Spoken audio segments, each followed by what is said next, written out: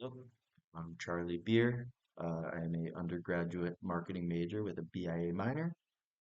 Today, for the first session I went to, it was called Moving Culture Through Creativity and Experience.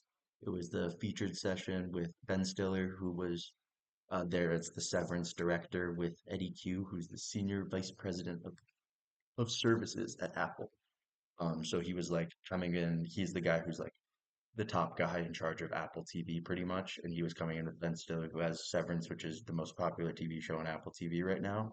And they were kind of talking about the changes, and they didn't really cover what the title was going to be. I didn't know what it was going to be. They ended up covering a lot about the creation of both the show Severance and then Apple TV as a whole, because they kind of represent a really different part of the market, which is that they do all original content. Like they have their sports deals and stuff that they have separate from their stuff. But as for TV shows and movies available on the platform, it's all independently created for Apple TV.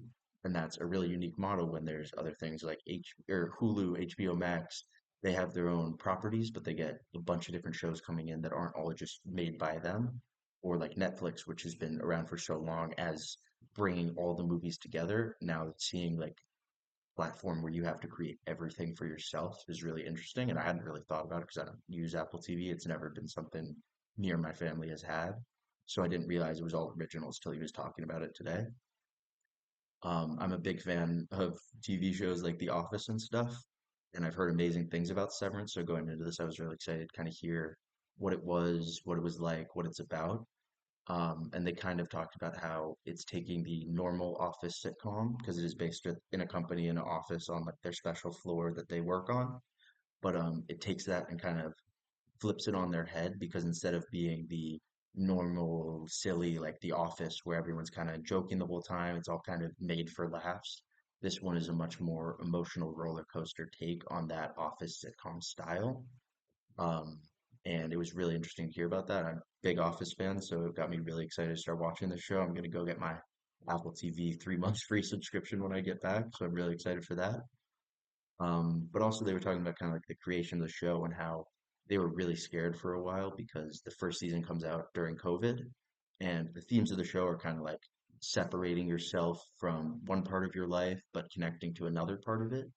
And that was kind of like a great time for them to be coming out with this because COVID saw people getting close to those they could stay close with, but also having to be forcibly separated from the rest of the world. And it was something I didn't really think about as in terms of like show could have been catching on to that right away. But with the timing of when the show came out, it kind of perfectly aligned with the themes of what was happening and it kind of really started taking off from there. But then they took a 3 year break because post COVID, it was a weird time where you couldn't just get right back into, especially acting, where you're in very close quarters and working together constantly. It was a very difficult time with the quarantine distancing and everything. So they ended up taking 3 year break before they could even start filming again for the second season. But clearly it's taken off to a new level. So Ben Stiller figured out something he was doing and it worked out pretty well. Um, and then what I really liked about it was that it was also an Apple presentation. We got to hear from Eddie Q, who is one of the high ups at Apple. And while he is the guy who helped build Apple TV and is kind of that's what his department is, he was kind of talking from the whole perspective of Apple as a company. And I've never really gotten to see that firsthand. I've obviously seen like videos of like Steve Jobs and all those guys like describing what Apple is and like presenting new products but I've never kind of heard it directly from the source as to like what they're working on and how they're trying to do it. And one question that was asked from the audience slash Ben Stiller, it was kind of a joint venture, was just asking him, how do you do what you do? How do you guys continue to stay at the top of the game for years and years without ever falling off? And what they were saying is obviously to innovate, you can't be the same as others. You can't be doing what others are doing and expect to be differentiating yourself in the market. And what Apple is basically doing at all times is trying to look around that quarter and take chances that they know will give themselves a chance to differentiate. We obviously know that Apple is already biggest name in the industry that they represent. Like if you see a phone, you most people think iPhone is phone. It's what they designed that word to mean in their head, just because of how prevalent it is.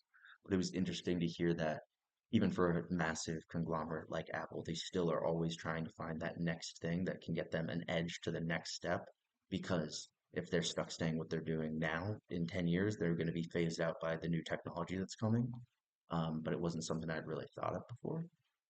And then one thing I love being a marketing major, I've heard a lot about different marketing techniques.